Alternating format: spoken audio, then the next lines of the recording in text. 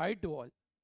सो इस सेशन में हम डिस्कस करेंगे 23 सितंबर की फर्स्ट शिफ्ट के क्वेश्चंस। जैसा कि आप सबको बताया है, हम सिलेक्टेड क्वेश्चन डिस्कस करते हैं हर शिफ्ट के। जब भी क्वेश्चन आपके सामने आए, आप वीडियो पॉज करो, खुद ट्राई करो।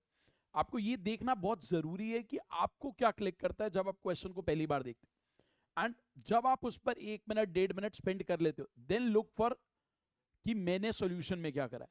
अगर आपको कुछ नया सीखने को मिलता है, नोट डाउन दोस पॉइंट्स और अपना एक रजिस्टर मेंटेन करो। वहां पर आपकी लर्निंग ज्यादा बढ़िया होगी, आप काफी कुछ गेन करोगे। शुरू करते हैं हम आज के सेशन को।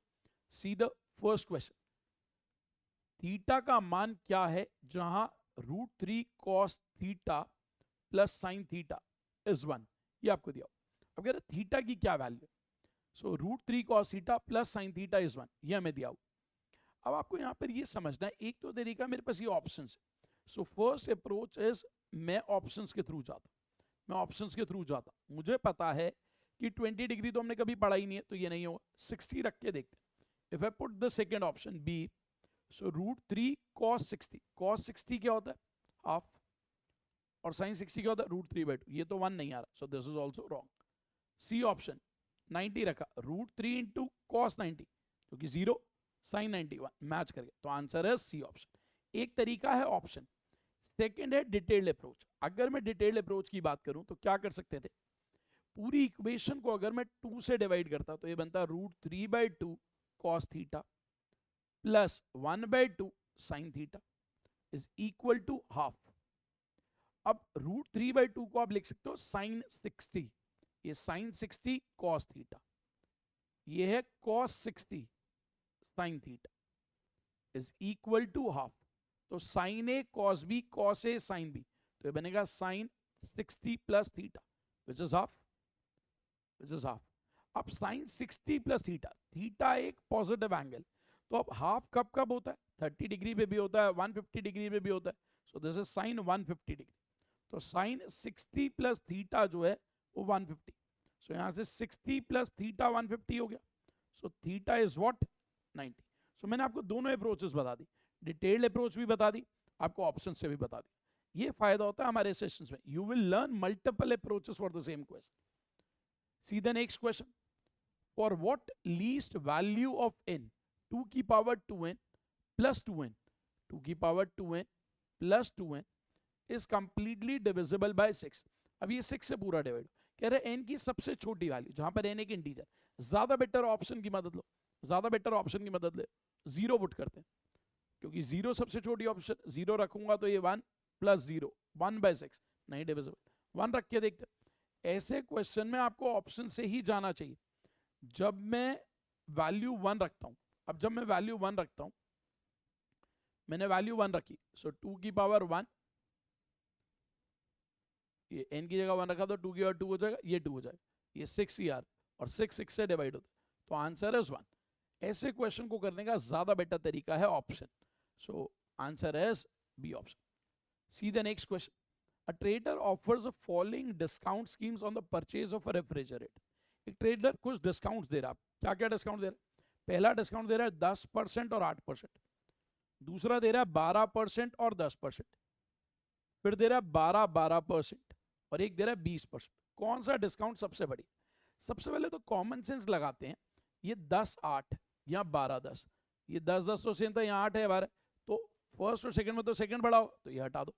सेकंड और थर्ड में यहाँ 12-12 सेम है, या 10 की जगह 12 का, तो थर्ड वाला ज्यादा बड़ा, ये भी हटा दो। अब इन दोनों में से कौन सा बड़ा? अगर मैं 12-12 की बात करूं तो सक्सेसिव परसेंटेज चेंज से पहला चेंज -12 -12 इंटू -12 अपॉन 100, यह आता है -24 प्लस 1.44, तो 22.56% डिस्काउंट। तो ये वाला डिस्काउंट ज्यादा हो गया। कौन सा ज्यादा बेटर है? थर्ड ज्यादा बेटर। Answer is third. अब देखो, थर्ड में जल्दबाजी में सी ऑप्शन में मार्क कर देना। थर्ड आंसर तो है, बट वो लिखा कौन सी ऑप्शन में? D option. यहां पर ये ध्यान रखना, उसने स्मार्टली प्ले करा ऑप्शन के साथ। आंसर तो थर्ड आया, बट आंसर सी ऑप्शन में मार्क कर देना, आंसर इज डी ऑप्शन। बहुत बच्चे यहां पर सिली मिस्टेक करते हैं। सीधा next question. R targets to score 85% marks in an exam. R को 85% मार्क्स लाने थे, उसके 450 नंबर आए और उसने अपना टारगेट 35% से मिस कर दिया। देखो यहाँ पर वो ये कहना चाहता है कि उसने अपना टारगेट परसेंटेज में 35% से कम कर दिया। मेरे हिसाब से जब ये क्वेश्चन एसएससी ने बनाया तो उनको लैंग्वेज और थोड़ी प्रॉपर करनी चाहिए थी, उन्होंने लैंग्वेज उतनी अच्छी नहीं रखी, लैंग्वेज ज्यादा बढ़िया होनी चाहिए, क्योंकि उसने बोला कि उसका टारगेट 35% से छूट गया। वो कहना क्या चाह रहा है कि उसका स्कोर तो आया 85% मार्क्स, मतलब ये उसका टारगेट था, ये उसका टारगेट था, बट परसेंटेज में वो 35% कम लाया, यानी कि उसकी आई कितनी 50%। सो परसेंटेज वाइज उसने 35 कम परसेंट लाया।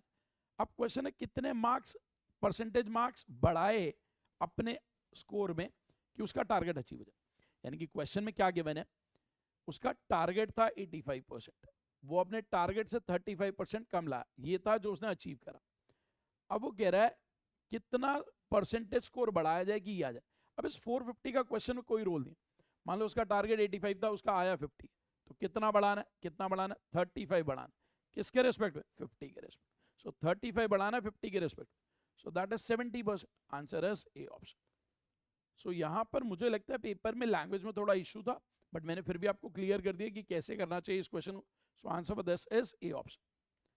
सी the next question, 4 tan theta minus 3 is equal to 0. What is the value of this expression? अगर 4 tan theta minus 3 0 है तो यहां से देखते ही पता चल रहा है tan theta की वैल्यू तो क्या आ गई 3/4।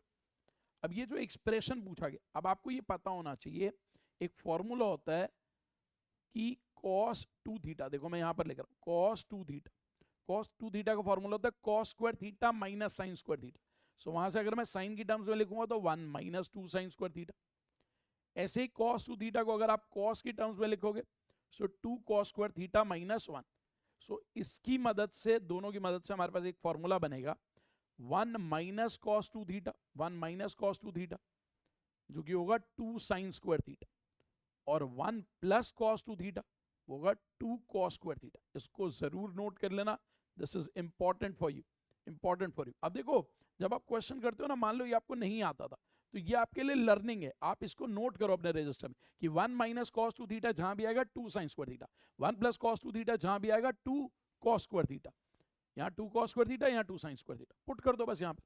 अब जो क्वेश्चन में पूछा गया, अब तो क्वेश्चन में कुछ बचा ही नहीं, ये वाला पार्ट हो गया 2 साइन स्क्वायर थीटा, वो 2 cos स्क्वायर थीटा, जब आप उसे सॉल्व करते हो तो वो आ गया tan स्क्वायर थीटा, और tan square theta is 9/16। Answer is D option, answer is D option.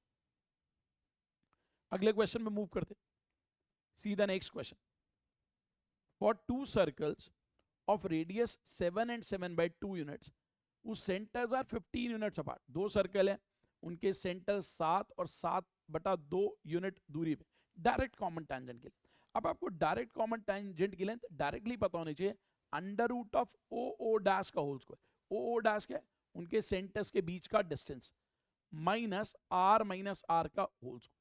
अब उनके सेंटर्स के बीच का डिस्टेंस आपको दिया हुआ 15, सो 15 स्क्वायर माइनस, अब यहां पर वैल्यू है 7 माइनस 7/2। अब आपको सोचना ये, थोड़ा कॉमन सेंस लगाएं, कई बच्चे ना कैलकुलेशन करने लग जाएंगे। ऑप्शन में देखो एक ही ऑप्शन है जो 15 से छोटी, इसे कहते हैं be active in the examination hall. आपको ये पता होना चाहिए था, टेक हेल्प ऑफ ऑप्शंस और सॉल्व कर देते, सिर्फ 10 सेकंड में आप आंसर मार्क कर सकते थे, 10 सेकंड के अंदर मार्क कर सकते। क्योंकि देखो उसने लिखा भी 3 डेसिमल प्लेसेस, अगर आप पूरा सॉल्व करने चाहोगे it will take time, it will take time. Take the help of options, solve कर दो। See the next question. A triangle ABC is made on a circle where AB is the diameter of the circle. क्या बोला जा रहा है, एक triangle बनाया गया ABC एक सर्कल में जिसमें AB डायमीटर, ये सर्कल AB डायमीटर। अब उसने बोला ABC एक ट्राइंगल बनाया गया, मान लो ये जो पॉइंट है वो आपको दे दिया गया C। अब बोला गया if BC is equal to radius of the circle, ठीक है, मान लो ये सेंटर है, ठीक है। अब बोला गया BC जो है रेडियस के बराबर, तो ये रेडियस के बराबर, ये भी रेडियस है और ये भी रेडियस है। सो बोला गया है एंगल ABC, देखो सबसे पहले आपको ये बताना चाहिए angle in a semi circle is 90, ये तो पक्का 90 डिग्री, ये तो पक्का 90 डिग्री, ठीक है, ये हमें क्लियर होना चाहिए पूरा 90। अगर मैं इसको यहां से ज्वाइन कर दूं तो ये भी रेडियस है। अगर इस ट्राइंगल में देखो, मान लो ये O है, OBC ट्राइंगल, ये इक्विलैटरल ट्राइंगल हो गया, सो ये भी 60, ये भी 60, ये भी 60। अब उसने बोला angle A B C, angle A B C तो कितना है 60 is equal x times of angle B A C. अब ये कितना होगा, ये 60 है, ये 90 है, ये 60 या 90, तो ये कितना हो जाएगा 60 plus 90 plus angle B A सी 180 के बराबर। सो एंगल बी ए सी कितना आ गया 30, सो x इंटू 30, सो यहाँ से x की वैल्यू आ जाएगी that is 2, so value of x is 2, so answer for this is B option, answer for this is B option. अगले क्वेश्चन पे मूव करते हैं, see the next question. Amit and Bilal buy goods for 1500 and 2000 respectively. Amit marks its goods up by y%. Amit ने अपने goods को y% rate बढ़ा के लिख दिया, while Bilal marks his goods up by 2y% and offers a discount of y%. उसने rate 2y% बढ़ाया और y% डिस्काउंट दे दिया। क्वेश्चन है अगर दोनों को सेम प्रॉफिट हुआ, so what is the value of y? देखो अमित ने तो सीधा सीधा क्या कमाया, अमित ने क्या कमाया, क्योंकि उसने सीधा y% रेट बढ़ाया, तो अमित ने कमाया y% किसका 1500 का। बट बिलाल ने पहले 2y बढ़ाया फिर y का डिस्काउंट दिया, तो आपको पता है सक्सेसिव परसेंटेज चेंज में क्या होगा, पहला चेंज दूसरा चेंज, क्योंकि डिस्काउंट है, पहला मल्टीप्लाई बाय दूसरा अपॉन 100, इतना परसेंट होता है, इतना परसेंट किसका 2000। इसने ये कमाया, बोला गया दोनों का सेम प्रॉफिट। अब देखो परसेंटेज परसेंटेज काट दो, 1500 को 500 के टेबल में 3, ये 500 के टेबल में 4, सॉल्व करते हैं, y इंटू 3 इज 3y, अब ये 2y माइनस y y है, y into 4 is 4y, minus 8y square upon 100, 8y square upon 100, सो यहाँ से y की वैल्यू आ गई 8y square upon 100, so y cancel, so value of y is 100 by 8 that is 12.5% per annum, so value of y is 12.5% per annum. बहुत प्यारा question था जो exam में पूछा गया, एंड आई होप आपको सेशंस में मजा आ रहा होगा। इतने कम टाइम में इतने क्वालिटी क्वेश्चंस कहीं पर अगर आपको मिल रहे हैं तो वो सिर्फ हमारा चैनल होगा। I guarantee you can check कि 10 घंटे में 200 से ज्यादा क्वेश्चंस आपको सॉल्व कराए गए, 200 भी मैं कम बोल रहा हूँ, 250 के आसपास होंगे 10 घंटे में मिनिमम, और कई क्वेश्चंस को मल्टीपल अप्रोचेस है। सो this is all for this session. Channel को सब्सक्राइब कर लेना अगर अभी तक नहीं करा है, और प्लीज अपने फ्रेंड्स अपने ग्रुप्स में शेयर करो चैनल को। हमारे लाइव सेशंस भी होते हैं, please join the live session, आपको काफी कुछ सीखने को मिलेगा। सो this is all for this session, thank you.